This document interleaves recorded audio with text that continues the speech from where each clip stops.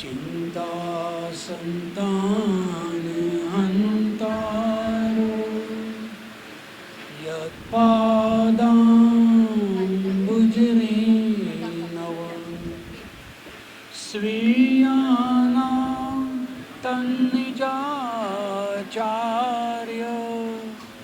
प्रणमामि मुहुर्मुहुः यदनुग्रहतो जन्तु सर्वदुःखातिगो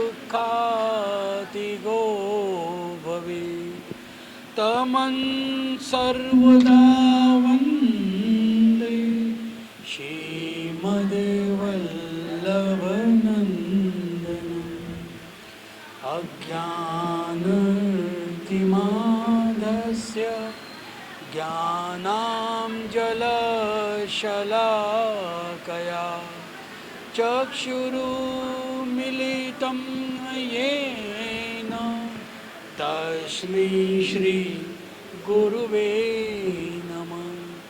नमामि हृदयशेषे लीलाचिराब्धिशायिनं लक्ष्मीसहस्रलीलाभिः सेव्यमानं कलानिधिं चतुर्भिश्चतुर्भिश्चतुर्भिश्चतिभिस्तथा षड्भिः विराजते योऽसौ पञ्चदा हृदये मम पंचदा हृदये मम। बोलो श्री बालकृष्ण लाल की जय, श्री गिरिराज धरण की जय, श्री वल्लभाधीश की जय, श्री श्याम सुंदर श्री यमुने महारानी की जय, श्री गोसाई जी परम दयाल की जय। लूज कनेक्शन लागे છે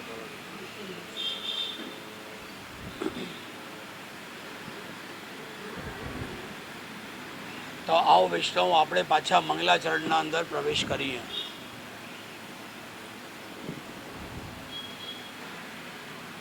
પાંચ શ્લોકનું બનેલો આ મંગલાચરણ લાસ્ટ ટાઈમ આપણે જોયું કે આ પાંચો શ્લોક આપણા માટે મંત્ર સમાન છે। એટલું યાદ રાખજો વૈષ્ણવો કે પુષ્ટિ માર્ગમાં કોઈ પણ મંત્ર, કોઈ પણ પાઠ, કોઈ પણ શ્લોક ત્યારે જ દેવામાં આવે કે ત્યારે જ કરવામાં આવે જે શ્રી વલ્લભથી સિદ્ધ કરેલું છે। દાખલા તરીકે કે અષ્ટાક્ષર મંત્ર જે શ્રી વલ્લભે સિદ્ધ કર્યો છે। શ્રી વલ્લભના સિદ્ધ કરેલા મંત્ર ગુરુદેવ હંમેશા વૈષ્ણવને આપે, તેનાથી આપણને જીવનમાં લાભ જ મળે। પંચાક્ષર મંત્ર સ્વયં શ્રીનાથજી આપેલું છે, એને સિદ્ધ કરવાની જરૂરત નથી, કારણ કે એ પોતે સિદ્ધ છે। તો શ્રી વલ્લભ અને શ્રી ગુસાઈજી ની આ વાણી હોવાના કારણે વેદ વાણી તુલ્ય છે। જ્યારે પણ આ શ્લોકોનું આપણે પાઠ રૂપે કરીએ ત્યારે એનો એક પ્રકાર હોય છે, જે મેં લાસ્ટ ટાઈમ પણ કીધું હતું કે મંગલાચરણનું જે પાઠ છે, મંત્રોનું ઉચ્ચારણ છે, એ અનુષ્ટુપ છંદના લયમાં આ મંત્રોનું આપણે પાઠ કરીએ। ઘણા વૈષ્ણવ જલ્દીમાં હોય તો શું કરે, ચિંતા સંતાન અંતર યત્પાદા મુજરે ન વસવિયાના તનિજાચારી પ્રમામી મોનમો યદનો ગ્રહ તો અડધું ખાઈ લીધું, અડધું બહાર ગયું, અડધું શુદ્ધ બોલ્યા, અડધું હોઈ શકે કે અશુદ્ધ બોલ્યા આપણે. એટલે આરામથી અનુષ્ઠુપ છંદમાં આપણે એની લયમાં આપણે પાઠ કરીએ, જેમ હમણાં આપણે શરૂઆતમાં કરી.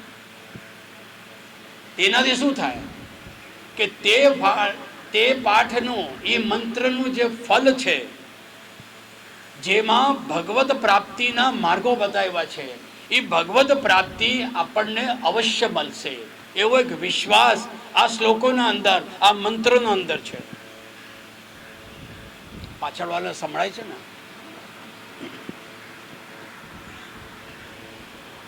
તો આ પહેલું શ્લોક શ્રી મહાપ્રભુજીના વંદનનો પ્રથમ શ્લોક છે. તો અહીંયા જ બેસ ને.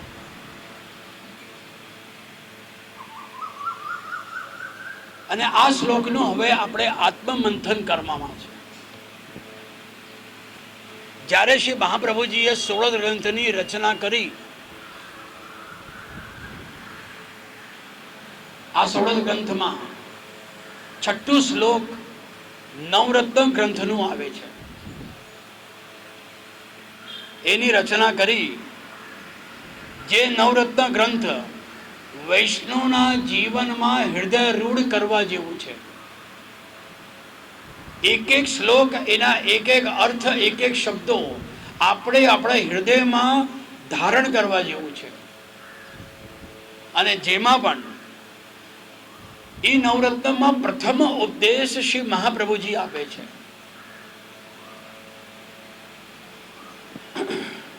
ચિંતા કાપી ન કાર્ય. બોલો.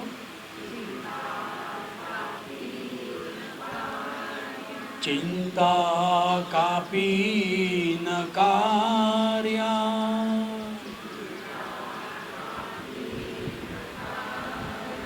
નિવેદિતાત્મિકદાપિતિ.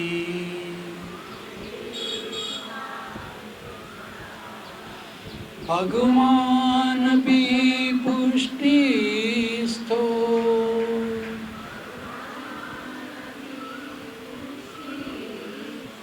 ના કરીષ્યતિ લૌકિકીં જગતિં.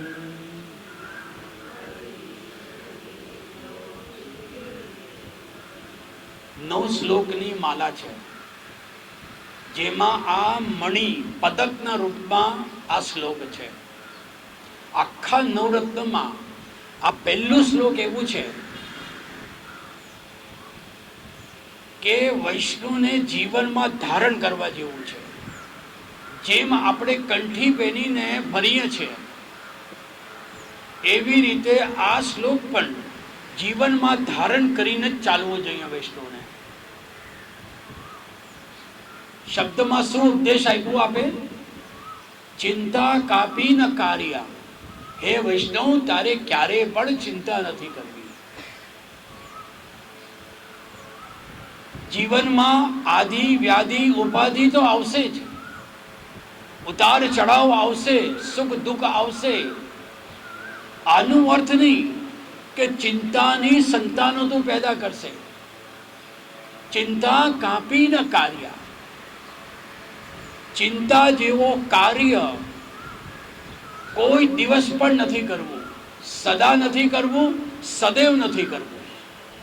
આજે પણ નહીં, કાલે પણ નહીં, અને પરમ દિવસે પણ નહીં. ક્યારે પણ તારે ચિંતા નથી કરવાની. તારે જીવ કહે છે કે મહારાજ, હું તો મનુષ્ય જીવન છે મારું, હું કેમ ચિંતા ના કરું? મને તો ચિંતા થવાની, હું સંસારી છું. તારે શ્રી મહાપ્રભુજી આજ્ઞાએ બીજો શબ્દ ત્યાં રાખ્યો શ્લોકમાં. તું છે કોણ એ તો તું વિચાર કર. નિવેદિતાત્મ ભી કદાપિતિ. તું નિવેદિત છે.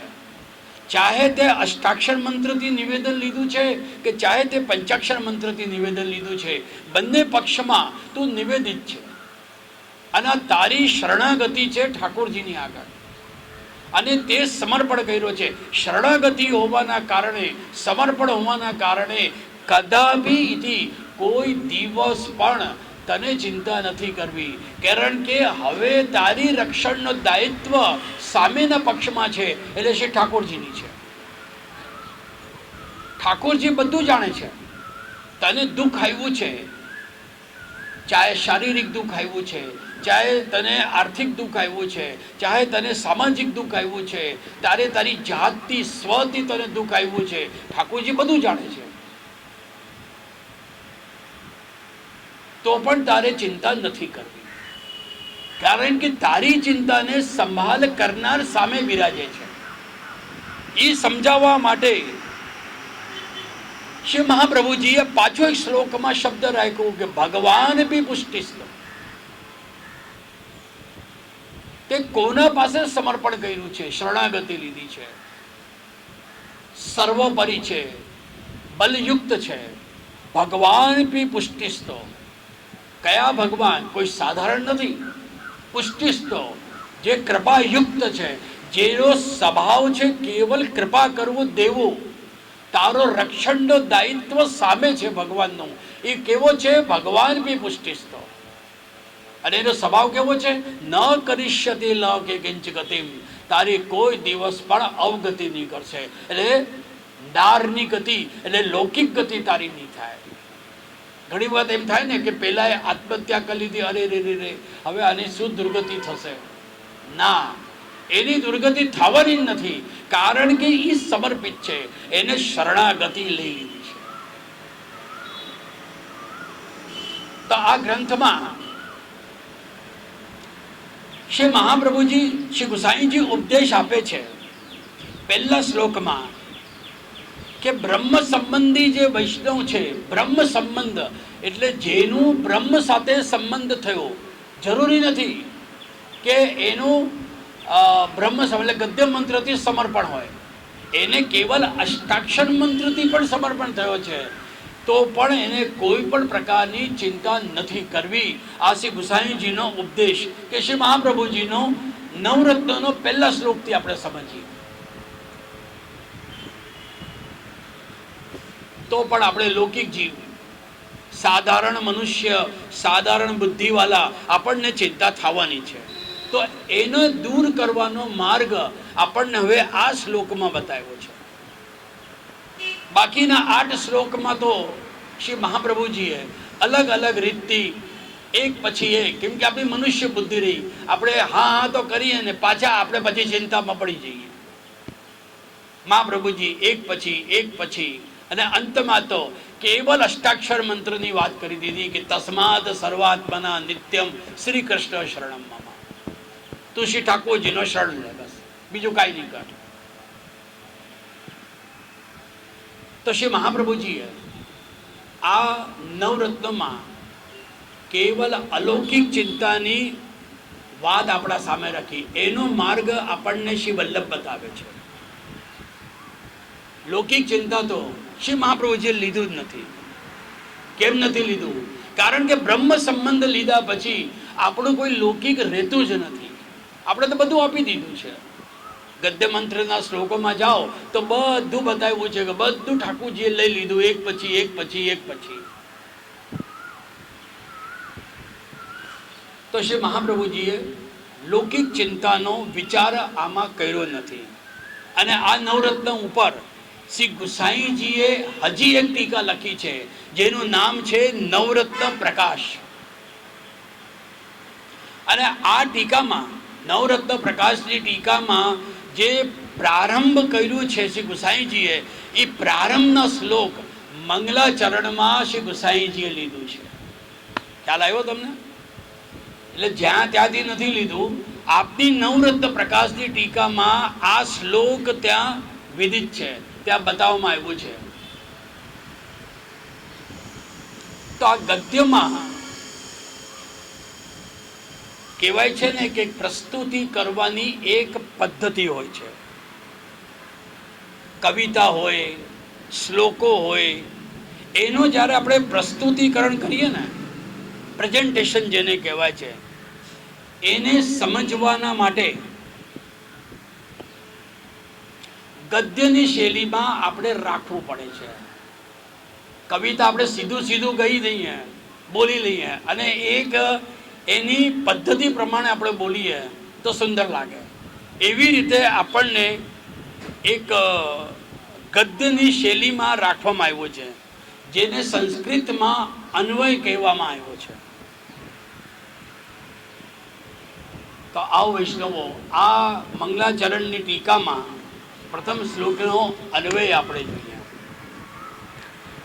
ચિંતા સંતાન હંતારઃ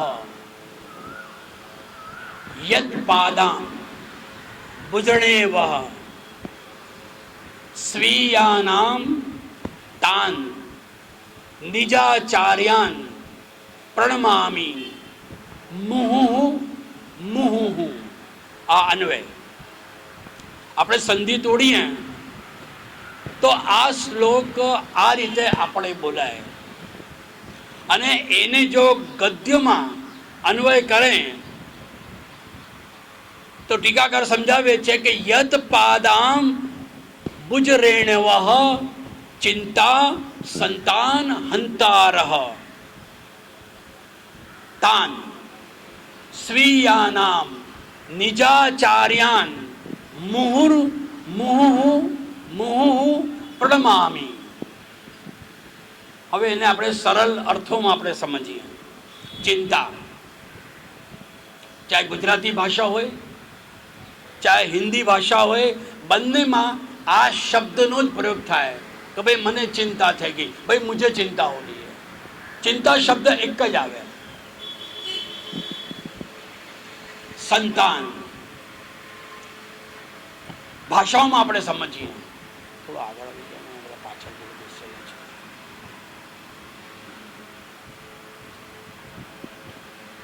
સંતાન કોઈ પણ ભાષા હોય તો આપણે શું કહીએ? આ મારી સંતાન છે, મારા પુત્ર છે, મારી પુત્રી છે. એ અર્થમાં આપણે સંતાન શબ્દનો પ્રયોગ કરીએ છીએ. અને એને સંસ્કૃત ભાષામાં આપણે જો વિચારીએ તો સંસ્કૃત ભાષામાં સંતાનનો અર્થ થાય છે પરંપરા. પરંપરાના રૂપમાં એનો ઉપયોગ થાય. પુત્ર હોય પુત્રી હોય તો વંશની પરંપરા ચલાવતી હોય છે. એના માટે આપણે એને આપણી ભાષામાં એને સંતાન કહીએ છીએ. પણ અહીંયા ચિંતા સંતાન, સંતાનનો અર્થ છે, શ્રી ગુસાઈજી કહે છે કે પરંપરા. હંતારઃ નાશ કરનાર, નિવૃત્ત કરનાર અને નાશ કરનાર. બે વસ્તુ થાય છે જીવનમાં. કોઈ વસ્તુની આપણે નિવૃત્તિ કરીએ, પીછા છોડાવીએ, ભાઈ બહાર કરો ભાઈ. અને એક આપણે કહીએ ભાઈ નાશ કરનાર. નિવૃત્તમાં તો પાછો આવી પણ જાય, આપણે નિવૃત્તિ કરીએ તો પાછો પણ આવી જાય, પણ નાશ કરી દઈએ એટલે પૂરું થઈ ગયું. એટલે બંનેમાં થોડું અંતર છે, નિવૃત્ત અને નાશ. યત જેમના પાદાંબુજ, સંધિ વિક્ષત કરીએ, પાદ અંબુજ. પાદ એટલે ચરણ, અંબુજ એટલે કમલ. અંબુનો અર્થ સંસ્કૃતમાંથી હિન્દીમાં જઈએ આપણે, અંબુનો અર્થ છે જલ, અને જનો અર્થ જન્મ દેનાર, જે જન્મ આપે છે, જે જલમાં જન્મે છે. સમજવામાં, જે જલમાં જન્મે છે એ અંબુજ અર્થાર્થ કમલ. કમલનો જન્મ ક્યાં થાય? જલમાં થાય છે. બાકી બધા પુષ્પોનો જન્મ બહાર પણ થાય છે. રેણવઃ, થોડો સ્લો કરજે ને, થોડો સ્લો કર, જરા અવાજ ગુંજે છે. રેણવઃ, રેણુનો અર્થ રજકણ. રેણુ એટલે રજકણ, અને રેણવઃ એટલે બહુવચન. અહીંયા શ્રી ગુસાઈજી કહે છે રેણવઃ એટલે રજકણો, ઘણા બધા.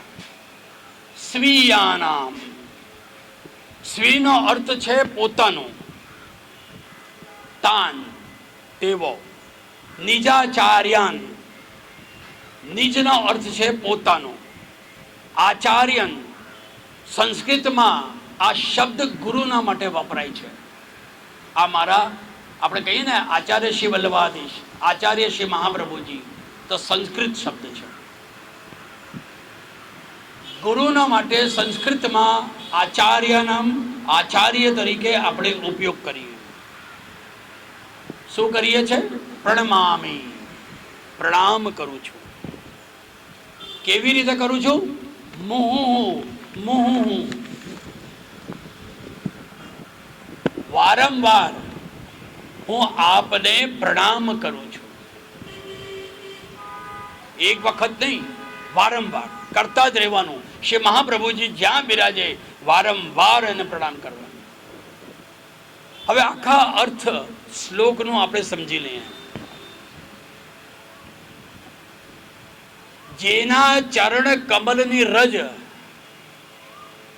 ચિંતાઓની પરંપરાને નાશ કરે છે, આવા મારા શ્રી ગુરુદેવ શ્રી મહાપ્રભુજીને હું વારંવાર પ્રણામ કરું છું.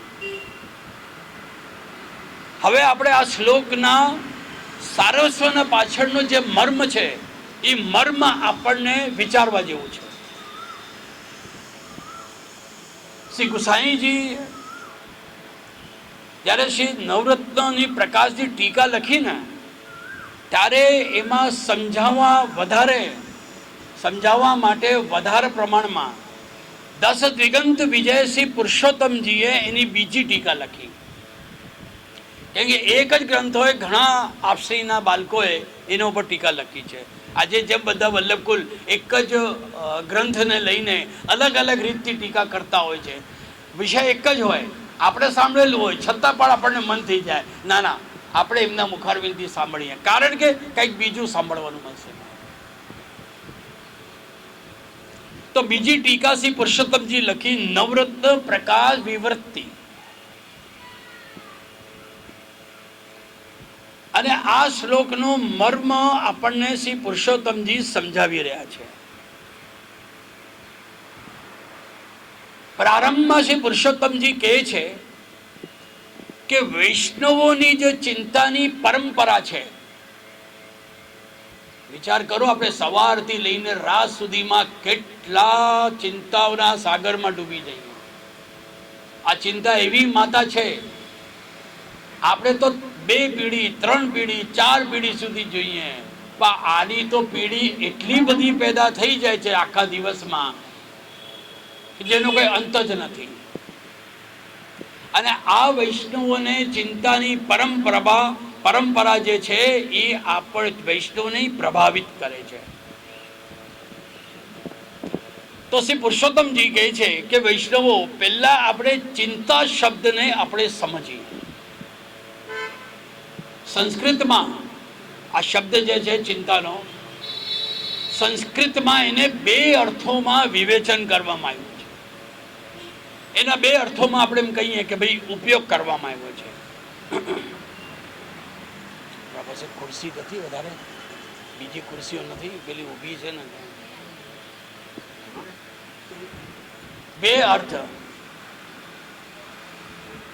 એક યોગાર્થ અને બીજા રૂઢાર્થ. પહેલા આપણે યોગાર્થનું વિચારીએ. ચિંતા શબ્દનો પહેલું અર્થ યોગાર્થ, ચિત્તિ સ્મૃત્યામ. ચિંતાનો અહીંયા અર્થ કર્યું સ્મૃતિ અને સ્મરણ. જૂની વાતો આપણને બહુ યાદ રહે છે. પેલા આમ કર્યું, પહેલા મને આવી રીતે દુઃખ હતું, મારા સાસુએ મને આવું કર્યું, મારી હોવે આમ કર્યું. કેટલું બધું આપણે સ્મૃતિ બન્યું રહે અને એનું સ્મરણ થતું રહે છે. એમ કહીએ આપણે કે ભૂતકાળમાં બનેલી ઘટનાઓ, જે ભૂતકાળમાં થઈ ગયું, જે કાલે થઈ ગયું, હમણાં થઈ ગયું, કલાક પહેલા, એ બધું ભૂતકાળ. જે ચાલે છે એ વર્તમાન છે. એટલે ભૂતકાળમાં બનેલી ઘટના અને તેનું જ્યારે સ્મરણ થાય છે ને, ત્યારે આપણા અંદર ચિંતા થાય છે, ત્યારે ચિંતાનો જન્મ થાય છે. આ તો થઈ ગયું યોગાર્થ. હવે એને રૂઢાર્થમાં લઈએ. આનો રૂઢાર્થ અલગ છે. કોઈ પણ વિચારથી, આપણે વિચાર બહુ કરતા હોઈએ, અને મનમાં થતી કોઈ ગભરાટ, આપણે ડરી જઈએ, ગભરાઈ જઈએ. આપણે મનમાં લાગતું આપણને સતત ડર થતું હોય, તો પુરુષોત્તમજી કહે છે કે જો તને વૈષ્ણવ બહુ વિચાર આવતું હોય, તને ગભરાટ થતી હોય, અને તને મનમાં લાગતું ડર જે છે ને, એનો અર્થ છે કે તારા અંદર ચિંતાનો જન્મ થઈ ગયો છે. આ થઈ ગયો રૂઢાર્થ. એક ભૂતકાળમાં ઘટેલી ઘટના ગુડાર્થ, જેની ચિંતા થાય છે. હવે રૂઢાર્થમાં આ રીતે લીધું. તારે મનમાં એક પ્રશ્ન થશે કે વૈષ્ણવને શેની ચિંતા? વૈષ્ણવને ચિંતા થવી જ ન જોઈએ. જેનો બ્રહ્મ સંબંધ થઈ ગયો, તારા દીકરાનો તને ચિંતા, તારા પોતરાનો ચિંતા, તારા સાસુ સસરાની ચિંતા, તારી વહુનો ચિંતા, તારે સમાજની ચિંતા, તને ધનની ચિંતા, તને ઘરની ચિંતા, તારી જાતની ચિંતા, તારા શરીરમાં આવેલા ધર્મો જે છે એની ચિંતા, આ લોકની ચિંતા, પરલોકની ચિંતા. ના, આ તો તે બધું શ્રીનાથજીને બધું સોંપી દીધું છે, તે બધું સમર્પણમાં કહી દીધું છે. અરે તારું, તું તારી જાતનો પણ નથી રહ્યો. તારી જાત પણ હવે શ્રીનાથજી પાસે છે. આપણે તો બધું આપી દીધું છે. કેવી રીતે આપ્યો છે વિચારવાનું. મૌખિક આપ્યો છે કે મૌલિક આપ્યો છે, ત્યારે મનમાં ચિંતા થાય છે. તો શ્રી પુરુષોત્તમજી કહે છે કે જ્યારે તારું સમર્પણ થઈ ગયો છે, તો પછી શેની ચિંતા? આપણે શરૂઆતમાંની ચર્ચા થોડીક કરી ચૂક્યા છે કે જ્યારે આપણે દાસ બની ગયા, સર્વસ્વ જ્યારે આપી દીધું છે, તો પછી શેની ચિંતા?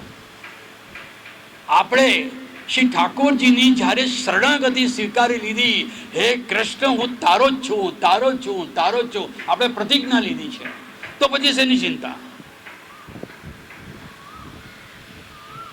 અને જો સમર્પિત જીવન જીવવા માટે એ ઠાકોરજીની સેવા કરતો હોય કે ના, હવે તો મારા જીવનમાં હું એકલો પડી ગયો છું, હવે તો મારા ઠાકોરજીની સેવા સિવાય કાંઈ નથી જીવનમાં, મારે કોઈ પછડામાં પડવું જ નથી. જેના સ્વામી પોતે શ્રી ઠાકોરજી સ્વયં હોય, અને એક એને દ્રઢ વિશ્વાસ હોય ઠાકોરજીમાં કે તું તાર તો તાર અને માર તો માર. વૈષ્ણવ તો દુઃખને આમંત્રણ આપે કે તું મારે ત્યાં રહેજે, કોઈને ત્યાં જતો નહીં. સુખને ભગાડી દે છે, કારણ કે સુખમાં આપણે ઠાકોરજીને ભૂલી જઈએ. કેટલી પણ તકલીફ હોય, વૈષ્ણવ હંમેશા આવા સમયમાં હસતો જ હોય છે, ક્યારેય ક્લેશ નથી કરતો. તો આવા વૈષ્ણવને ચિંતા કેવી? 10 મર્મમાં પહેલું મર્મ આપણને દ્વારકેજી શીખડાવ્યું છે કે આસરો એક દ્રઢ શિવ વલ્લભાધીશ કો, એક મક્કમતા. સુરદાસજી પણ પોતાના અંતના પદમાં, અંતમાં સમયમાં આ જીવન જ્યારે એની લીલા સંકેલતા હતા, ત્યારે એમને કહી દીધું કે દ્રઢ ચરણ કેરો ભરોસો. કલિયુગના જીવનના સંદેશ આપ્યો છે કે વૈષ્ણવ કેવી રીતે રહેવાનું. આટલું થયા પછી તને ચિંતા કેવી? તો શ્રી પુરુષોત્તમજી આપણને સમજાવી રહ્યા છે કે વૈષ્ણવને આટલું બધું હોવા છતાં પણ ઠાકોરજી બિરાજે છે ઘરમાં, સેવા થાય છે, બ્રહ્મ સંબંધમાં બધું સમર્પિત કર્યું છે, સમજે છે, છતાં પણ એને ચિંતા સતાવે છે. એવો કોઈ વ્યક્તિ નથી આજે સંસારમાં કે જેમ કહી દે કે મને હું ચિંતા મુક્ત છું. ના, એને ક્યાં ને ક્યાં તો ચિંતા સતાવતી હોય. કાં તો એના પરિવારથી એને ચિંતા હોય, કાં તો આર્થિક ચિંતા હોય, સમાજની ચિંતા હોય, સ્વ સાથે, સ્વયં સાથે ચિંતા હોય. તો અહીંયા પુરુષોત્તમજી આ જે ચિંતા સતાવે ને, એના 3 કારણો આપણા સામે રાખ્યા છે: કાલ, પ્રારબ્ધ અને સ્વભાવ. પ્રભુ પોતાના જે જીવો હોય ને, જે શરણાગતિ લીધી છે, એને 3 પ્રકારના પરિબળ આપે છે. પહેલું છે કાલ. કાલ એટલે સમય.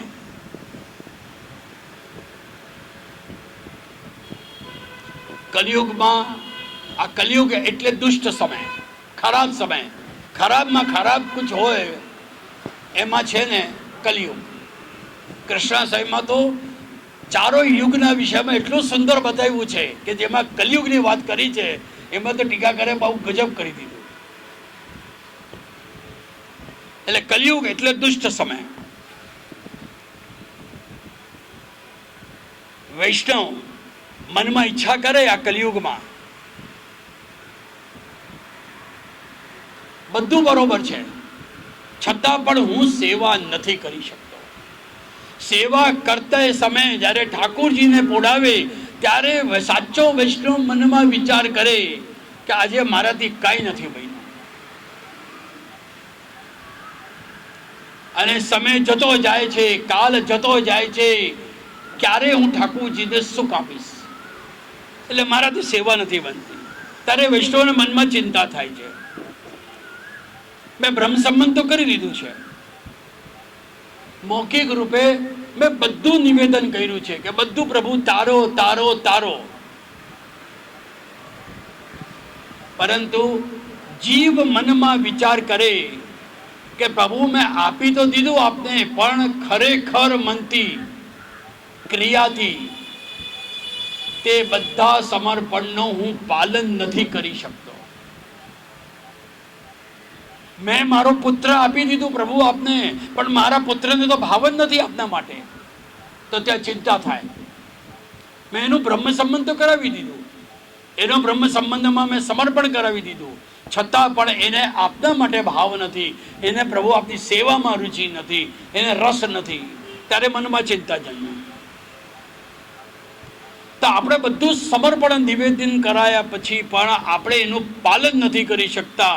ત્યારે મનમાં વિચાર આવે વૈષ્ણવ તરીકે કે હવે મારું શું? મેં મૌખિક તો કરી દીધું, પણ મૌલિક ક્યારે? મારા માટે અશક્ય છે આ કાલ. બીજો છે પ્રારબ્ધ.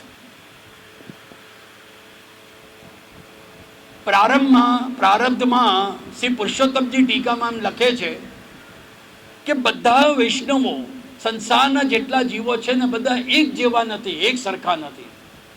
બધાના અલગ અલગ સ્વભાવ, અલગ અલગ ફેસ, અલગ અલગ વિચાર. એક જ મા બાપની સંતાન હોય, 4 જણા હોય તો ચારોના સ્વભાવ અલગ હોય, ચારોની ક્રિયા અલગ હોય, ચારોના ચહેરા પણ અલગ હોય, બધું અલગ હોય. એક જેવા ન હોવાના કારણે એક જેવું ફળ પણ એ લોકોને મળતું નથી. બધાને ફળ પણ ઉત્તમ પક્ષનું, કોઈને મધ્યમ પક્ષનું, કોઈને કનિષ્ઠ પક્ષનું, એવી રીતે બધા અલગ અલગ પ્રકારના આપણને એમને ફળ મળે છે. ગમે તેટલી ચાહના કરે, પણ જેટલું મળવાનું હશે ને એટલું ઠાકોરજી આપણને લખે. આપણા જીવનમાં લેખમાં જેટલું લખેલું છે કે મારે 1 બેડરૂમ હોલ કિચનમાં જ રહેવાનું છે, તો 1 બેડરૂમ હોલ કિચનમાં જ જીવન સમર્પિત થશે. સાત્વિક જીવન છે તો સાત્વિક થશે. તમે કામના કરો કે મારું રાજસ થઈ જાય જીવન, કે હું મોટા બંગલામાં જતો રહું, તો પોસિબલ નથી. કેમ કે ઠાકોરજીની ઈચ્છા નથી, ઠાકોરજીને ત્યાં જ બિરાજવું છે. તો અહીંયા જીવનમાં જે મળે છે ને એ પૂર્વ નિશ્ચિત છે ને, એટલું જ જીવનમાં મળશે. અને પ્રારબ્ધમાં જેના જીવનમાં સેવા નથી લખી, યાદ રાખજો, જેના જીવનમાં સેવા નથી લખી ઠાકોરજીની સેવા, એટલે ગમે તે સેવા, ચાહે તનુજા સેવા હોય કે ચાહે વિદ્યા સેવા હોય કે માનસી સેવા હોય, કોઈ પણ પ્રકારની સેવા જે પણ પ્રારંભમાં નથી લખ્યું, તો ભગવદ કૃત એના જીવનમાં પ્રતિબંધ જ આવે. ઠાકોરજી એનાથી સેવા લે જ નહીં. ચાહે ગમે તે થઈ જાય. એના માટે દાખલા આપણે 84 વૈષ્ણવની વાર્તામાં જઈએ તો સંબરવાલાની પત્ની, છોકરો મલેક્ષ થયો અને એને ખબર હતી હવે સંબરવાલા પહોંચી ગયા છે, શ્રીજીચરણ પાયમાં છે, એટલે કાલે છોકરો ઠાકોરજીની સંપત્તિ લેવા માટે, પોતાનો ભાગ લેવા માટે એ મારા પાસે આવશે. એટલે એને પોતાના જીવન કાલમાં શ્રી દ્વારકાધીશનું સ્વરૂપ શ્રી મહાપ્રભુજીના ઘર આંગણે પધરાવી દીધા સંપત્તિ સહિત. અને જ્યારે શ્રી ગોકુળનાથજીએ આજ્ઞા કરી કે કાકાજી લક્ષ્મી સહિત નારાયણ પધારે, શ્રી વલ્લભના મોઢેથી તરત બુખારબિનથી નીકળ્યું, અરે રે રે રે वल्लभ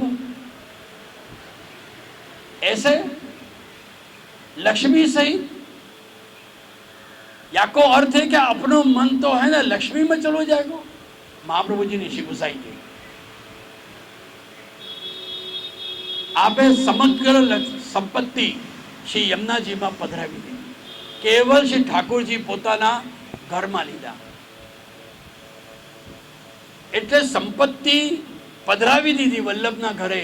એટલે મલેક્ષ છોકરો પછી કોઈ ડિમાન્ડ ના કરી કે એના પ્રારંભમાં ભગવત સેવા હતી નહીં, કારણ કે એ મલેક્ષ હતો. એટલે મલેક્ષ વિચારતી હતો.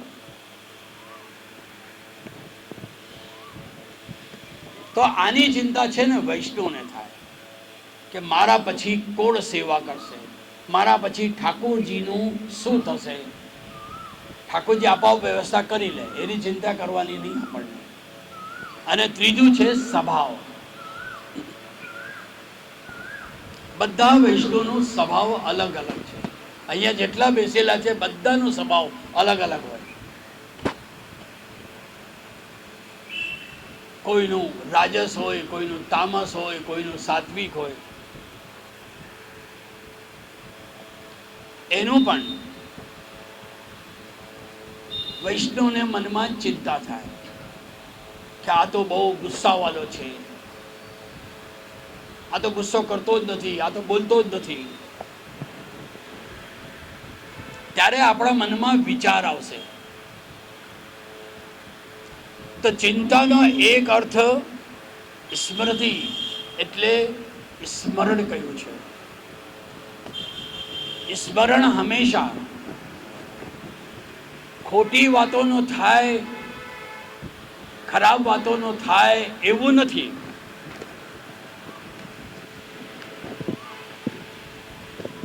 સારા પણ વિચાર આવતા હોય. આપણા દિમાગમાં, મગજમાં ખરાબ વિચારની સાથે સાથે સારા પણ વિચાર આવે.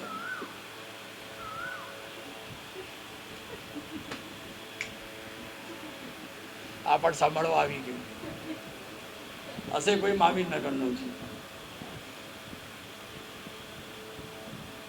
સારા વિચાર આવે તો એની ચિંતા ના થાય. શેની ચિંતા? પછી સારું હોય, ભયો ભયો હોય જીવનમાં તો શેની ચિંતા? ચિંતા હંમેશા ખોટી વાતની થાય. સેવાના સમયમાં સારા વિચાર આવે, સેવાના સમયમાં જો સારા વિચાર આવે તો પછી શેની ચિંતા? અને શેના માટે ચિંતા કરવાની? કે આપણે સારું વિચાર આવે છે. શ્રી પુરુષોત્તમજી પોતાની ટીકામાં લખે છે કે દરેક મનુષ્યને બે વિચાર આવે, એક સારા વિચાર આવે અને એક ખરાબ વિચાર આવે. અને એમાં પણ સારા વિચાર બે પ્રકારના, એક અલૌકિક અને બીજા છે લૌકિક. લૌકિક પણ આવે અને અલૌકિક પણ આવે. ઠાકોરજી અંગે જે વિચાર આવે ને એ અલૌકિક, અને દુનિયાદારીના જે વિચારો આવે આપણને સારા વિચાર એ બધા લૌકિક. એક વૈષ્ણવ સેવા કરવા માટે જ્યારે બેસે છે કે આજે મારે સેવા બેસવું છે, બેસી ગયો, અને લૌકિક વિચાર આવે, એના મનમાં એક લૌકિક વિચાર આવે. આપણે એક ઉદાહરણ લઈએ. મકર સંક્રાંતિ આવતી હોય, હમણાં અક્ષય નવમી, અક્ષય તૃતીયા ગઈ, તો દાનનો પણ બહુ મોટો મહત્વ છે. એમાં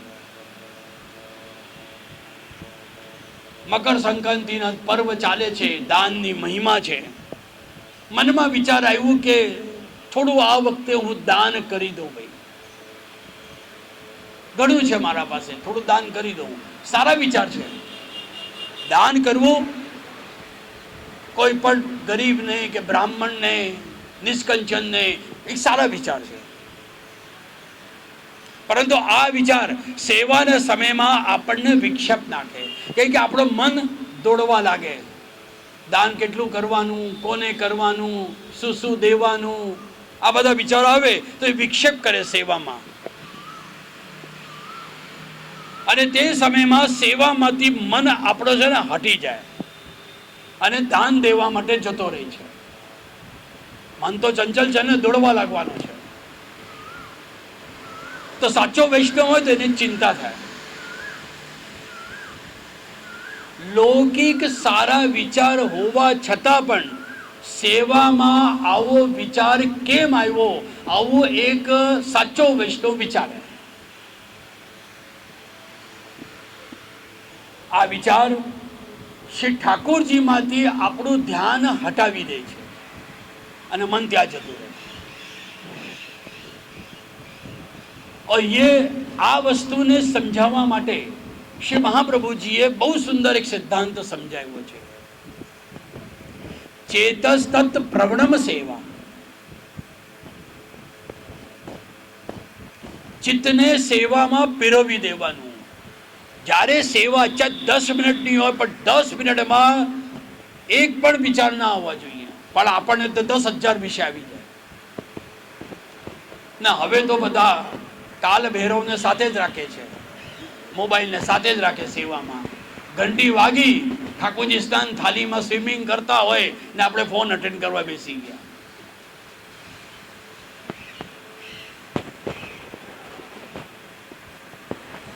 તો એ વખતે 10,000 વિશે ના આવવું જોઈએ. શ્રી મહાપ્રભુજી કહે છે કે ચેતસ્તત પ્રવણમ સેવા. હે વૈષ્ણવ, ચિત્તને તું સેવામાં પીરવી દે. કેવો પીરવી દેવાનું? કે જેમ સુઈના છેદમાં, છિદ્રમાં, કેટલી નાની છિદ્ર હોય, દેખાતું ન હોય આંખથી, તો આપણે ચશ્મા લગાડીને જોઈએ કે ક્લિયર દેખાવું જોઈએ. ધ્યાન આપીએ અને કેટલું મન લગાડીને ડોરાને આપણે પાસ કરીએ છીએ. આપણને ખબર હોય કે આ પાતળું ડોરો છે, જાડું ડોરો છે.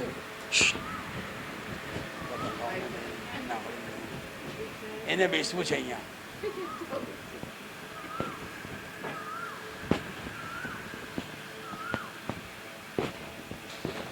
તો સુઈમાંથી ડોરો પસાર કરીએ છે આ પારથી પેલી પાર. એવી રીતે આપણને પણ સેવામાં આ પારથી પેલી પાર પહોંચવાનું છે. શ્રી મહાપ્રભુજીએ બહુ સરસ સિદ્ધાંત મૂકી દીધું કે ચેતસ્ત પ્રવણમ સેવા. ચિત્તને સેવામાં પીરવી દેવું, એનું નામ જ છે ને સેવા. એ સાચો વૈષ્ણવ. જો પ્રભુમાંથી મન હટી જાય ત્યારે સાચા વૈષ્ણવ હતાશ થઈ જાય, એનો અનુભવ કરે, એના અંદર એક વ્યગ્રતા આવી જાય અને એને ચિંતા થાય છે. શું ચિંતા થાય છે? કે શ્રી ઠાકોરજી મારી આ જે સેવા છે આજની, એને એ સ્વીકાર કરશે કે નહીં કરશે.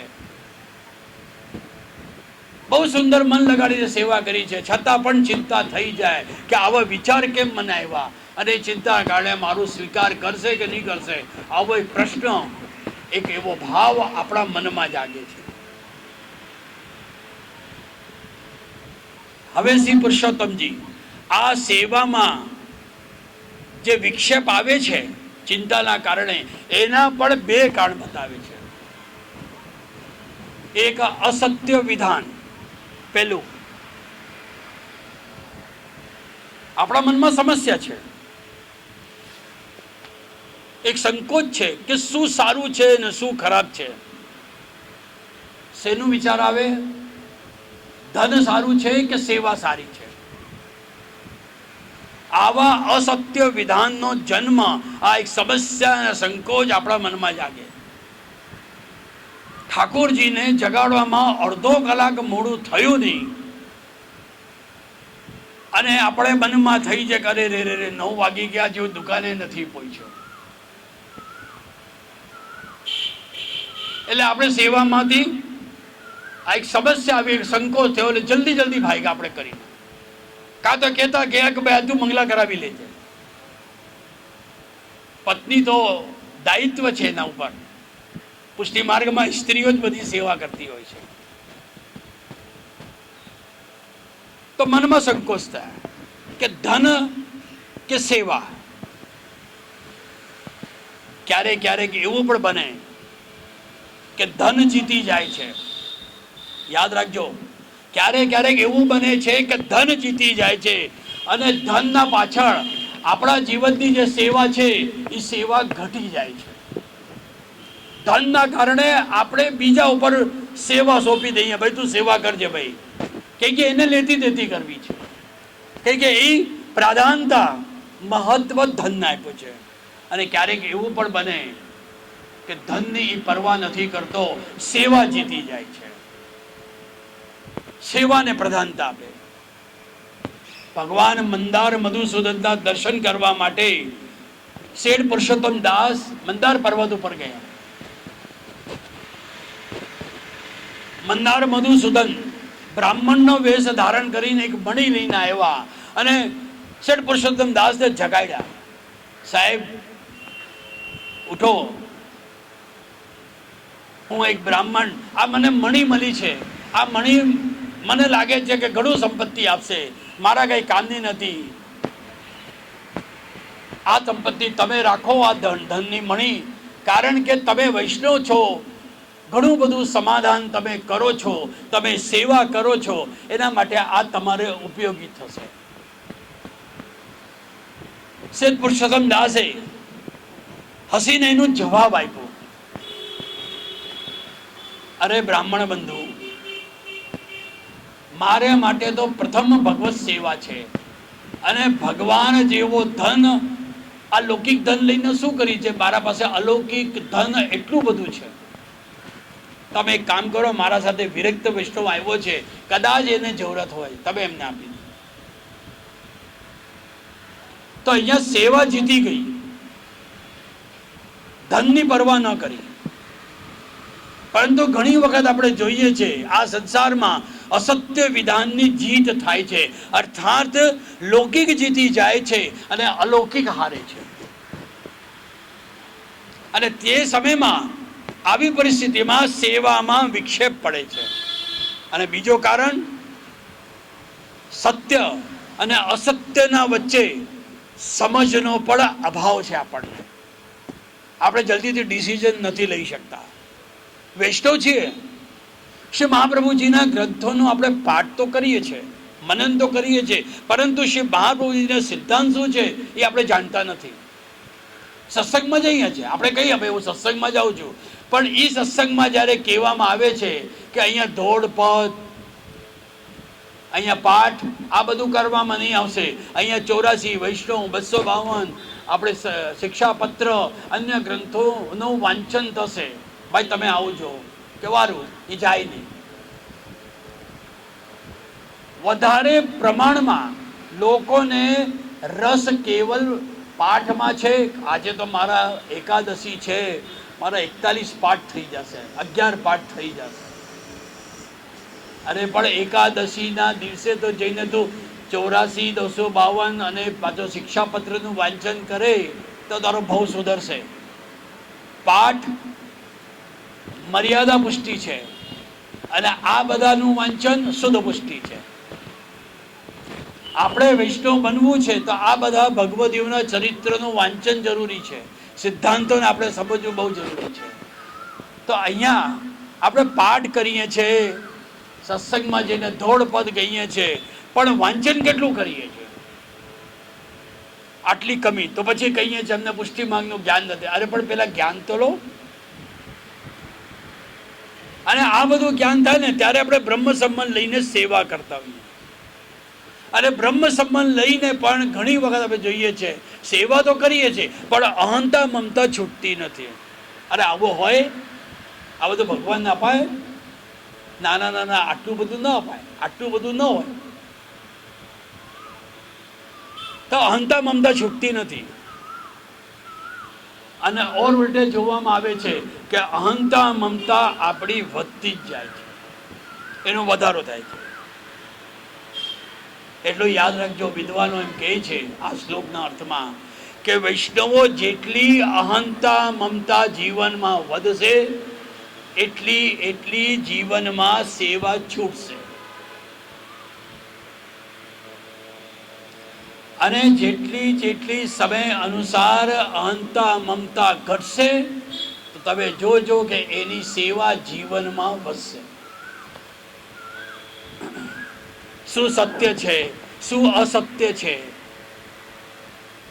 આપણે ના સમજતી ધીમે ધીમે સેવા છોડતા જઈએ છીએ. આજે આપણે જે સેવા આપણા મા બાપો કરી ગયા, પૂર્વજો કરી ગયા, આપણે એટલી નથી કરી શકતા. આપણે જેટલી કરીએ છીએ હોઈ શકે કે આવતી પેઢી એટલી પણ નહીં કરશે. ધીરે ધીરે સેવા ગૌણ થઈ જશે. આ છે કે અહંતા મમતાના કારણે આપણે આપણી જાતને વધારે આપણે લઈ જઈએ છીએ, અને આ કારણથી ચિત્તમાં અનેક સારા અનેક ખોટા એવા લૌકિક વિચારોના વમળ, એના જે તરંગો છે એ આપણા અંદર પેદા થતી જાય છે, એક પછી બીજી પછી ત્રીજી. એનાથી શું થાય? એનાથી આપણો આ પરિણામ થાય છે કે આપણે ધીમે ધીમે ઠાકોરજીથી બહિર્મુખ બની છે, વિમુખ બનીએ છીએ. સમજ જ ન હોય આપણા ગુરુથી વિમુખ બની જઈએ, આપણે સમજ ન હોય આપણા ઘરના ભગવતી વૈષ્ણવથી આપણે બહિર્મુખ થઈ જઈએ, ઠાકોરજીથી બહિર્મુખ થઈ જઈએ, એટલે બહિર્મુખતાનો જન્મ થઈ જાય. સાચો વૈષ્ણવ હોય ને આ પરિસ્થિતિને સમજે, બહુ સારી રીતેથી જાણે છે, સમજે છે, અને એની ચિંતા એના મનમાં સતત હોય છે, જેનાથી એ પીડાતો રહે છે. રોજ સવારથી સાંજ સુધી એના મનમાં એ જ વસ્તુ ચિંતા હોય છે કે ફલાણું નથી કરતો, મને જેમ જોઈએ એવી સેવા હું નથી કરી શકતો, ચાહે કોઈ પણ કારણ હોય, એનાથી પીડાતો રહે છે.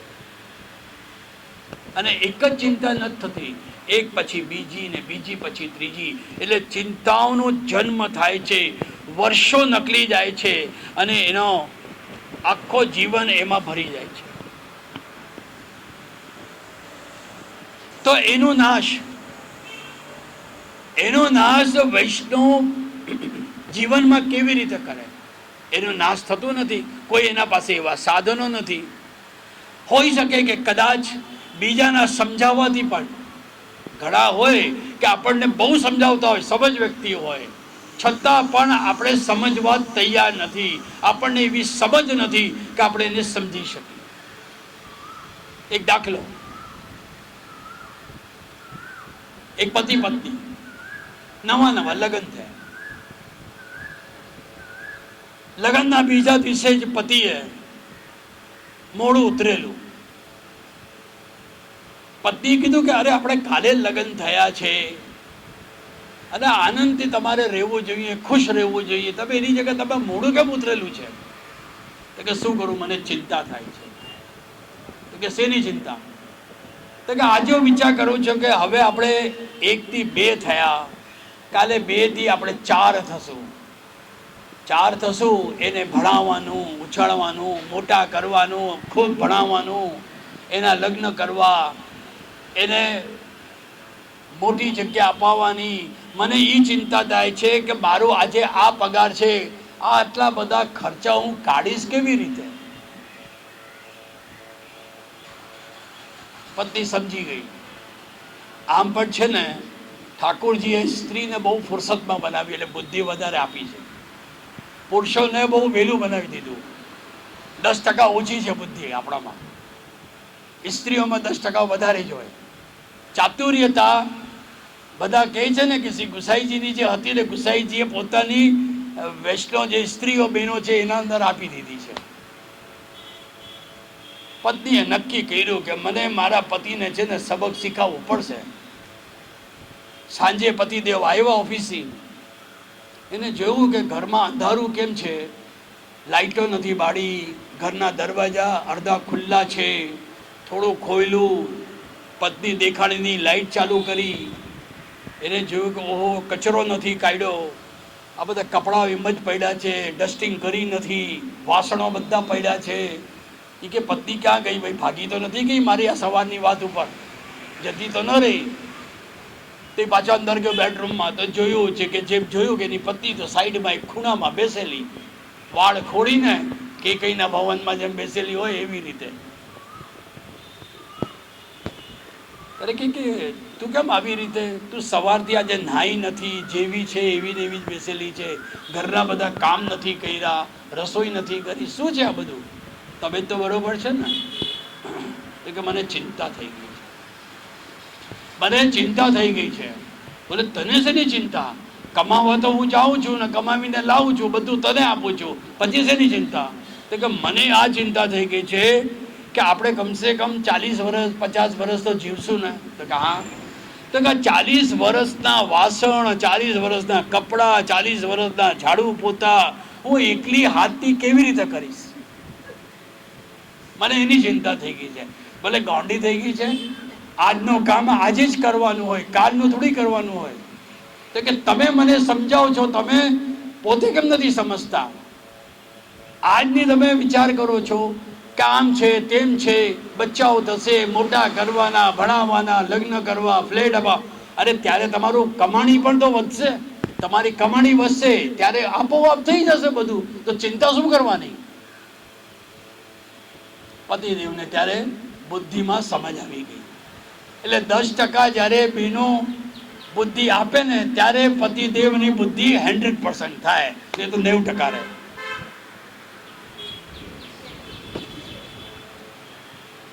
તો ચિંતા દૂર થવી,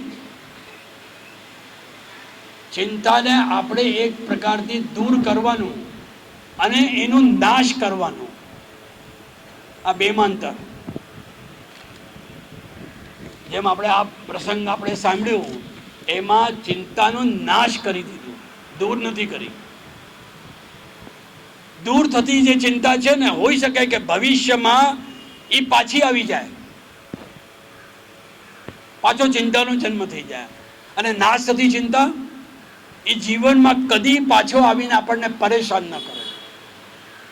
એના માટે શ્રી ગુસાઈજીએ ચિંતાની પરંપરાની નાશની વાત કરી રહ્યા છે કે હવે આપણે આ પરંપરાને નાશ કરો.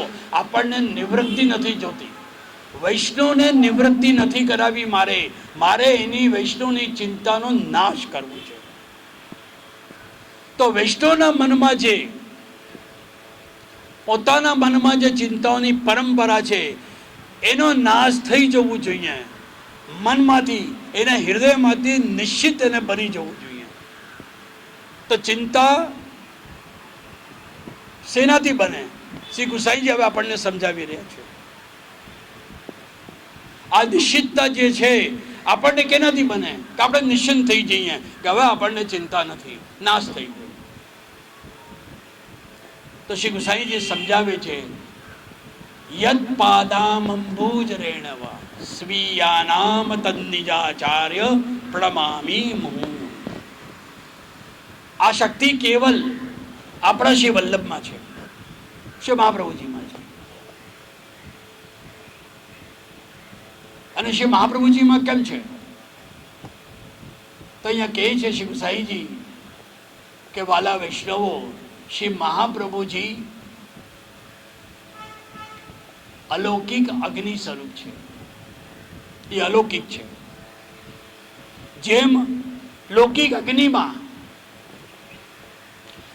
કચરો બાળવાની તાકાત હોય છે, આપણે કચરો હોય તો શું કરીએ? તરત બાળી દઈએ. તો અલૌકિક અગ્નિ મનમાં ભરેલી જેટલો પણ કચરો છે, વલ્લભ અહીંયા આપણા હૃદયમાં બિરાજે અને આ હૃદયમાં થતો જેટલો કચરો છે ને, શ્રી મહાપ્રભુજી સ્મરણ માત્રથી એને બાળી દે છે.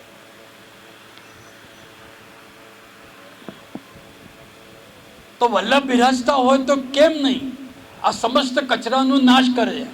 એ નાશ કરી શકે છે. એમના અંદર અલૌકિક અગ્નિનો સામર્થ્ય છે. શ્રી મહાપ્રભુજી સર્વસમર્થ છે. કરતુમ અકર્તુમ અન્યથા કરતુમ બધું કરી શકે છે, એમાં બધું સામર્થ્ય છે. આપણા કરતાં વધારે બલ છે કે જે કરશે શ્રી વલ્લભ કરશે. પરંતુ આજે આપણા માટે દુર્લભ છે કે સાક્ષાત શ્રી વલ્લભ નથી બિરાજતા. પણ કોના માટે? અસુરો માટે. જેટલા આપણા નિજજન છે, દેવી જીવ છે, એના માટે તો શ્રી વલ્લભ હાજુરા હજુર બિરાજે છે. કંઠી સ્વરૂપે, પાદુકાજી રૂપે, અષ્ટાક્ષર રૂપે, બેઠકજી રૂપે, ઘણા બધા ગ્રંથોના રૂપમાં ઘણા પ્રકારથી સાક્ષાત શ્રી વલ્લભ બિરાજે છે. હોઈ શકે કે અલૌકિક સ્વરૂપથી આપણને સાક્ષાત્કાર ભલે ન થતું હોય, આપણાથી ઘણું દૂર હોય છે, ત્યારે મનમાં આમ થાય કે આ ચિંતાઓની પરંપરાનો નાશ કેવી રીતે થશે. તો અહીંયા સમજાવ્યું છે ટીકાકાર શ્રી ગુસાઈજી આપણને સમજાવે છે કે આપના ચરણારવિંદની જે રજ છે,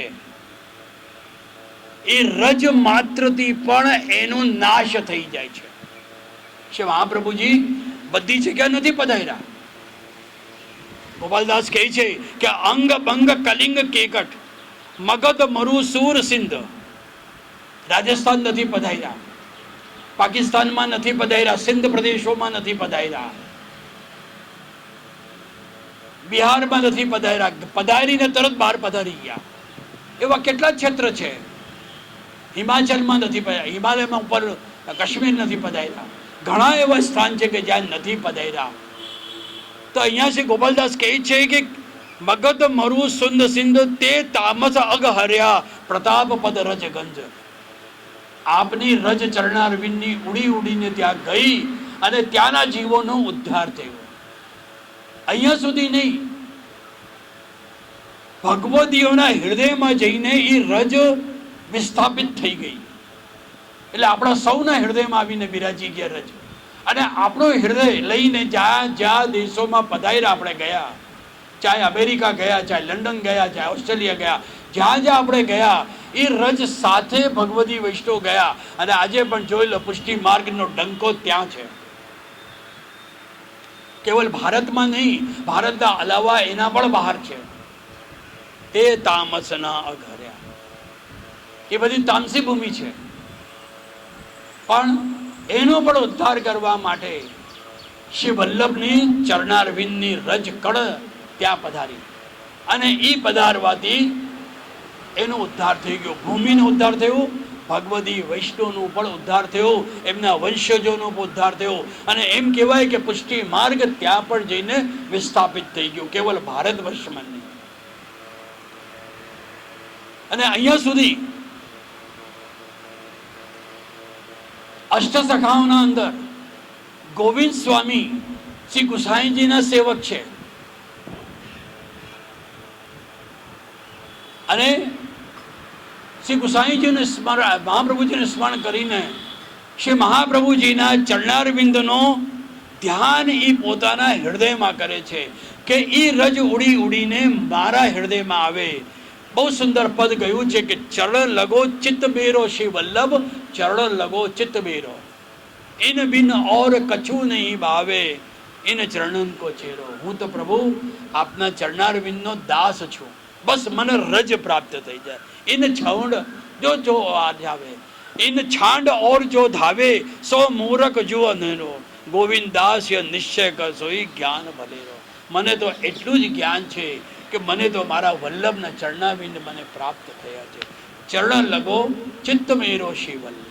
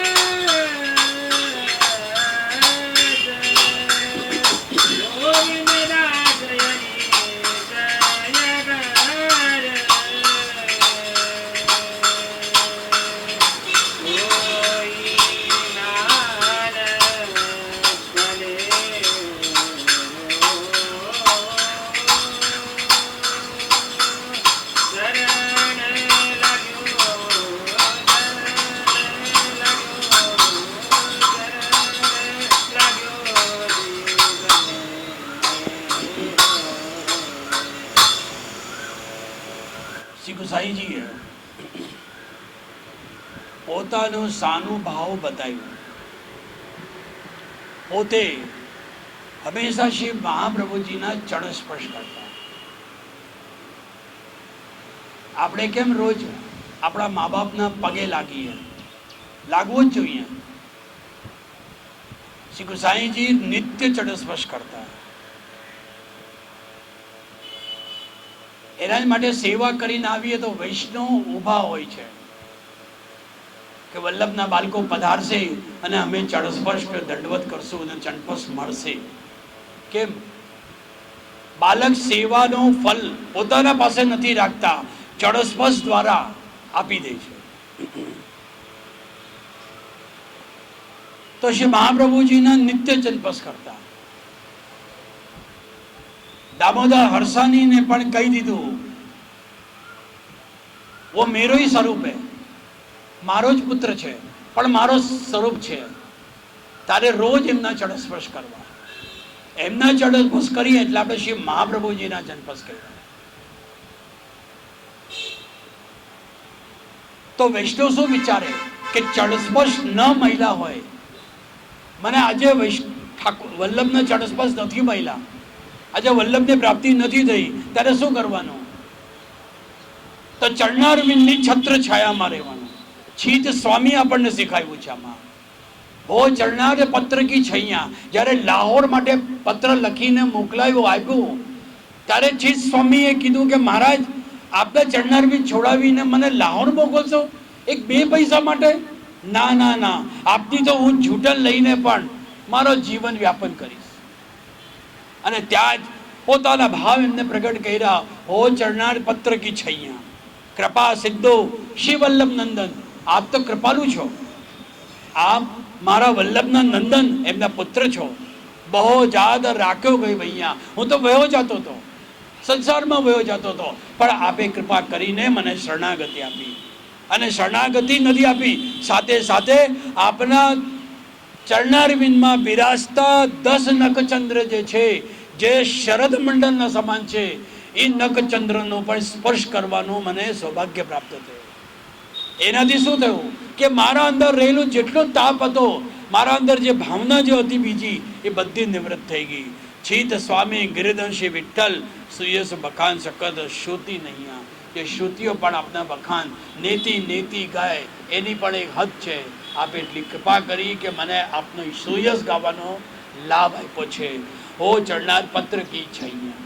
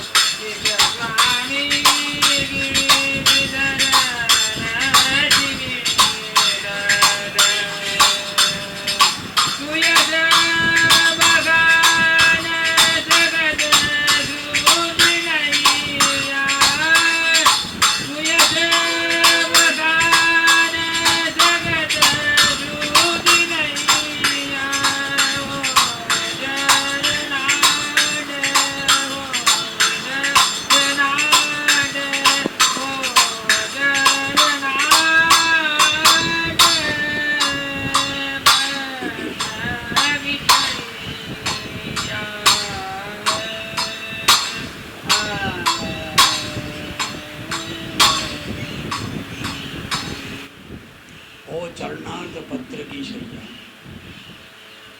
ચરણ પ્રાપ્ત ન થતા હોય તો એનું સ્મરણ પણ થઈ જાય ને તો એ રજ સમાન છે. અને આ ચરણના રજ સ્મરણ પણ થઈ જાય એટલે ચિંતાઓની જે પરંપરા છે એનું નાશ કરનાર છે.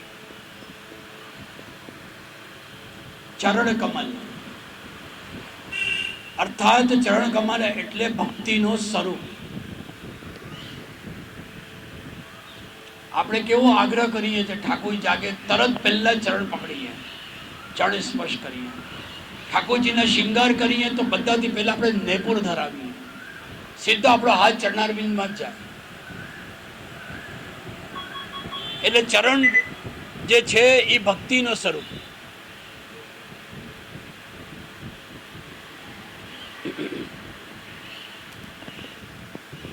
શ્રીમદ ભાગવતમાં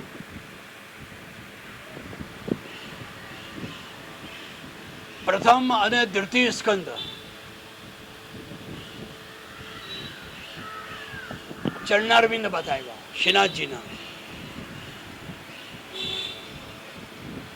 શ્રી મહાપ્રભુજી આમાં સમજાવે છે કે શ્રી ઠાકોરજીના ચરણારવિંદમાં ભક્તિ બિરાજી રહી છે. પાછળ જો સંભળાય છે, આપણે દર્શન કરવા જઈએ તો આપણે સીધા પેલા ચરણારવિંદના દર્શન નથી કરતા, મુખારવિંદના દર્શન કરીએ. એટલે આપણે વલ્લભના દર્શન કર્યા. મુખારવિંદથી પછી સમગ્ર વદન કમલ ઉપર જે શિંગાર ધારણ કર્યા છે એના આપણે દર્શન કરીએ. એ શિંગાર રસનો દર્શન કરીને પ્રાપ્ત કરીને છેલ્લે જ્યાં આપણે તુલસી સમર્પિત કરી છે એટલે આપણે ચરણારવિંદના દર્શન કરીએ અને એ ચરણારવિંદના આપણે ચરણસ્પર્શ કરવાનો આગ્રહ કરીએ છીએ. એટલે આપણી ભક્તિ જે છે ત્યાં છે. અહીંયા વિદ્વાનો આપણને સમજાવે છે કે ચરણારવિંદ જે છે એ ભક્તિનો દાન કરે છે. થોડો શ્લોક આ ચરણારવિંદમાં એક ક્ષમતા છે. ભક્તિ કરવામાં જીવને જે પ્રતિબંધ પડે છે એ ચરણારવિંદના સ્પર્શ માત્રથી દૂર થઈ જાય છે.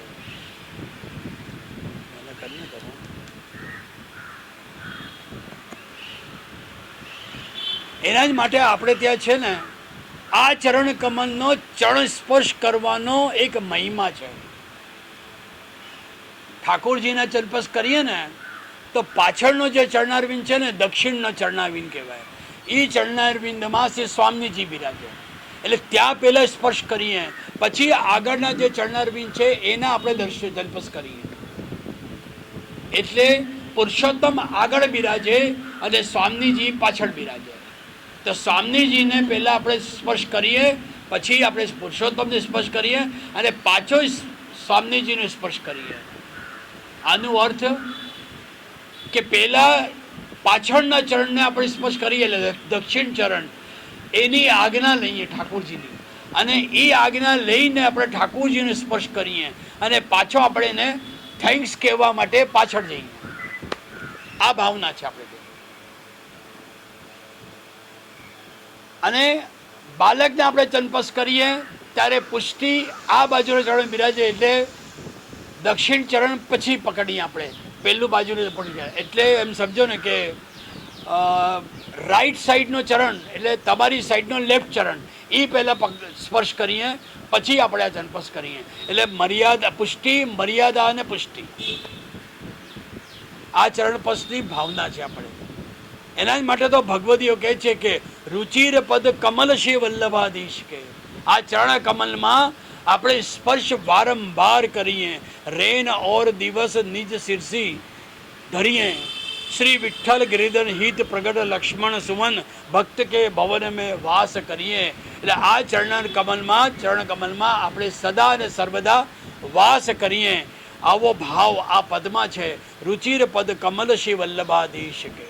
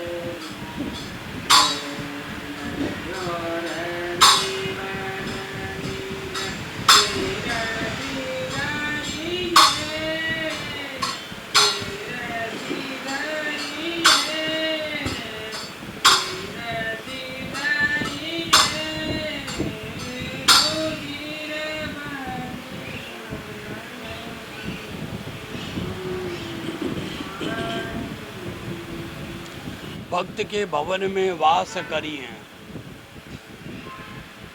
श्री महाप्रभु जी અને શ્રી ઠાકોરજી બંનેના ચરણો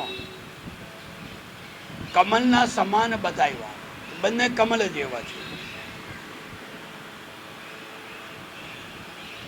અહીંયા પ્રશ્ન એક ઉઠશે આપણે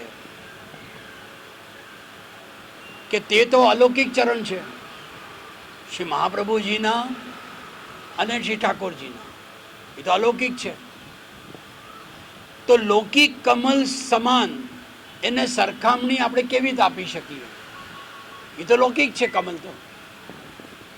તો એનો ખુલાસો આપણા શ્રી પુરુષોત્તમજી અહીંયા કરે છે ટીકામાં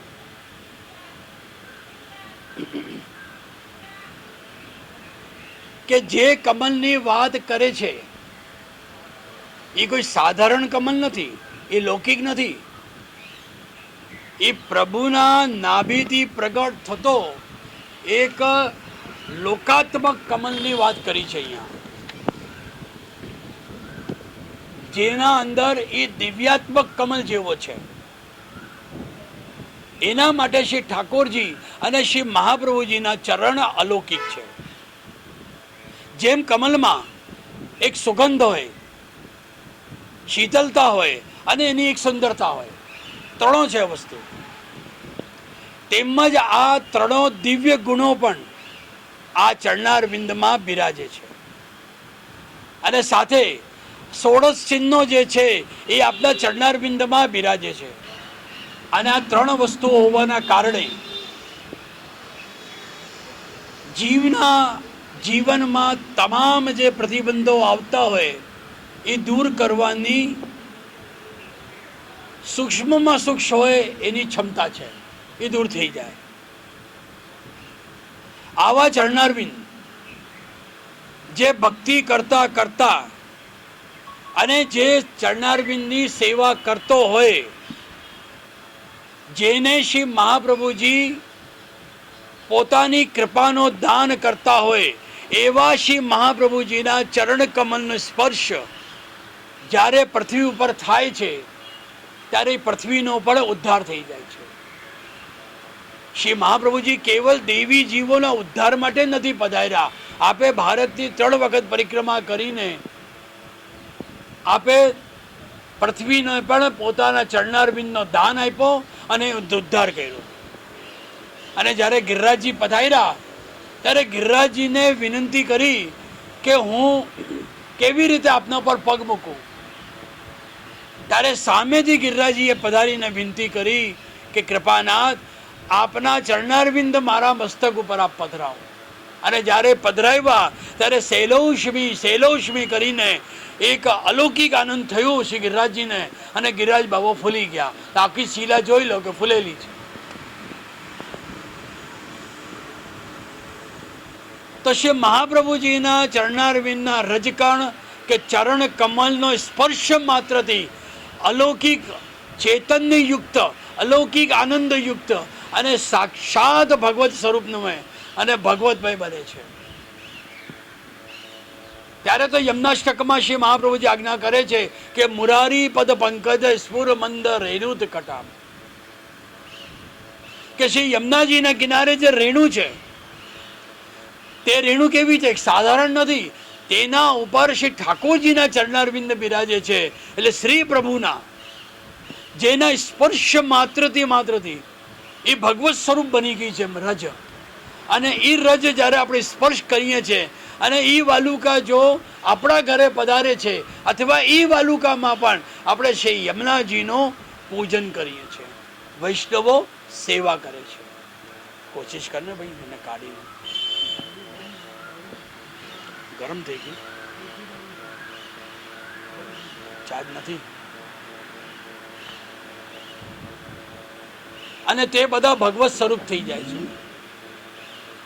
આ પ્રકારે શ્રી મહાપ્રભુજીના ચરણ કમલનો સ્પર્શથી રજ પણ ભગવત સ્વરૂપ બની જાય છે. એના જ માટે તો આપણે વ્રજયાત્રા કરીએ. ઠાકુરજીને તો લીલા થઈ, ઠાકુરજીના ચરણારવિંદ તો બિરાજે જ છે ત્યાં, પણ આપણા શ્રી વલ્લભના ચરણારવિંદ, શ્રી ગુસાઈજીના ચરણારવિંદ ત્યાં બિરાજે છે, કારણ કે એમને પણ ખુલ્લા ચરણારવિંદથી પરિક્રમા કરી. એ રજ પણ ભગવત સ્વરૂપ થઈ ગઈ છે. અને એને શું કરીએ છીએ આપણે? એને પોતાની આંખોમાં, પોતાની મસ્તકમાં, આપણા હૃદયમાં બધું લગાડીએ છીએ. અને એ ચરણ રજ જ્યારે આપણા મન ઉપર, આપણા હૃદય ઉપર જ્યારે થાય છે, ત્યારે સમગ્ર જે ચિંતા થતી હોય છે ને, એ ચિંતાનો નાશ થઈ જાય છે. આ સંદર્ભમાં શ્રી હરિરાયજી એક મનોરથ કરે છે કે શ્રી મહાપ્રભુજીના ચરણારવિંદ માં જ્યારે વ્રજ રજ લાગે ને, ત્યારે એ ચરણારવિંદ જ્યારે શ્રી યમુના જળને સ્પર્શ થાય છે, તેનો પરિણામ શું?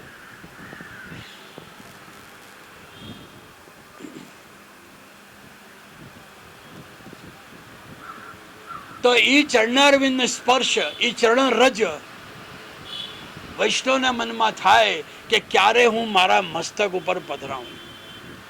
શરીરાજીને પણ એવો જ ભાવ થાય છે. હો વારી જાઉં ઇન વલ્લભિયન પણ મેરે તનકો કરો બિછોના, શીશ ધરો ઇનકે ચરણન પર. એ રજ મારા મસ્તક ઉપર ક્યારે ધરું? અને આ રીતે જ શ્રી ગુસાઈજી આપણને સમજાવી રહ્યા છે કે આવા સામર્થ્યવાન શ્રી મહાપ્રભુજી આપણને પ્રાપ્ત થયા છે. તો આવા શ્રી વલ્લભને આપણે શું કરવાનું?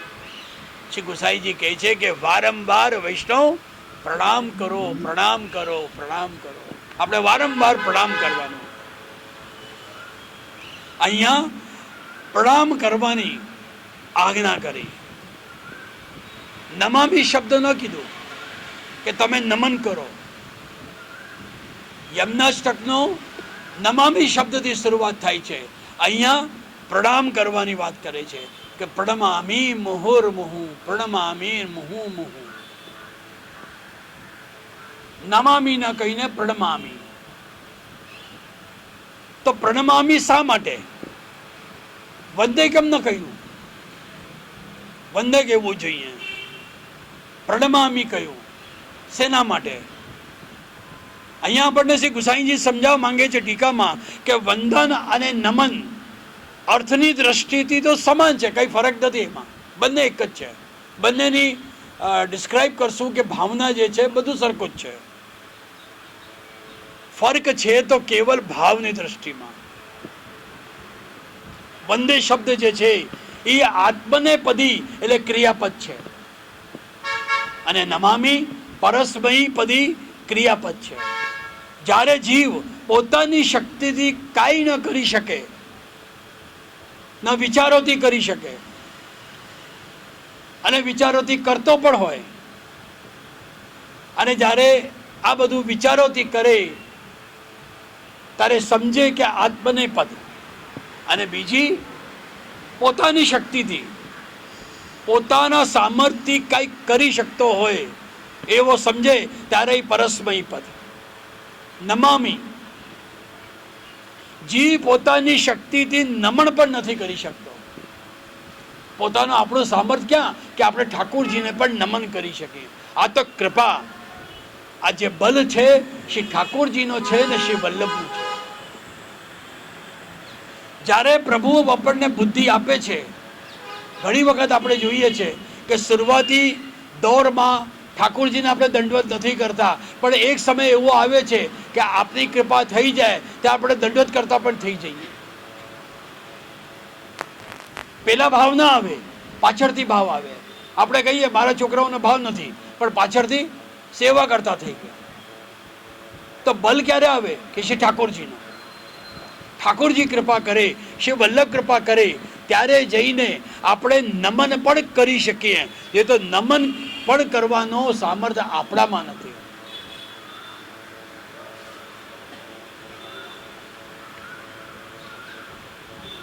અને આવો જ ભાવ નમામી શબ્દમાં આવે છે કે બલ આપણને ઠાકોરજી આપે. અને આમ પણ નમન સિવાય જીવ શું આપી શકે ઠાકોરજીને? આપણામાં કોઈ સામર્થ્ય નથી કે આપણે ઠાકોરજીને કંઈક આપી શકીએ. આપણે કહીએ ને વાણિયા બુદ્ધિથી આ ઠાકોરજીના મંદિરમાં મેં આ આપ્યું, આ કરાવી દીધું. ના, આપણો સામર્થ્ય છે જ નહીં કરવાનો. આપણે કાંઈ નહીં, નમન સિવાય આપણે ઠાકોરજીને પ્રણમામી, પ્રણામ શબ્દથી આપણે ઠાકોરજીને એ સમર્પિત કરી શકીએ, બીજું કાંઈ નહીં. દંડવત શબ્દમાં આપણે આપણો હૃદય, આપણો ભાવ બધું આપણે સમર્પિત કરીએ છીએ. એના જ માટે યજ્ઞાષ્ટકની ટીકામાં શ્રી પુરુષોત્તમજી અને દેવકીનંદનજી આપણને સમજાવી રહ્યા છે કે નમન કેવલ માત્ર સર ઝુકાવવાથી નથી. માથું ઝુકાવી દીધું એટલે શું નમન થઈ ગયું? તો કે ના, પુરુષોત્તમજી સમજાવે છે કે મસ્તકને જોડીને, એટલે મસ્તકને નમાવીને. આપણે મસ્તક ઝુકાવતા નથી એટલે મરદા સમાન. આપણે મરદો કેવો હોય, ના ઝૂકે, ના ઘૂમે, કાંઈ ન કરે, અકળાઈ ન રહે. એટલે મસ્તકને નમસ્કાર કરવાનું, એટલે મસ્તકને જોડવાનું, ઝુકાવવાનું, પછી હાથ જોડવાનો અને પછી વાણી. આ ત્રણો જ્યારે મળે ને ત્યારે નમન થાય છે. ત્રણ એક સાથ ઝૂકે ત્યારે નમન કહેવામાં આવે છે કે આને નમસ્કાર કર્યા. આ નમનમાં પુરુષોત્તમજી સમજાવે છે કે પૂર્ણ દીનતા અને નિસ્સાધનતા આવે છે. અને જ્યારે દીનતા આવે અને નિસ્સાધનતા આવે ને ત્યારે સમજવાનું કે આપણે પ્રણામ કહ્યું છે. પ્રણામ ત્યારે જ થાય છે. એના માટે શ્લોકના અંતમાં શ્રી ગુસાઈજી સમજાવે છે અને શીખાવે છે કે વૈષ્ણવ તારે દીનતાથી, નિસ્સાધનતાથી, તારે મસ્તકથી, વાણીથી, હૃદયથી શ્રી મહાપ્રભુજીને પ્રણામ કરવાનું, નમન કરવાનું.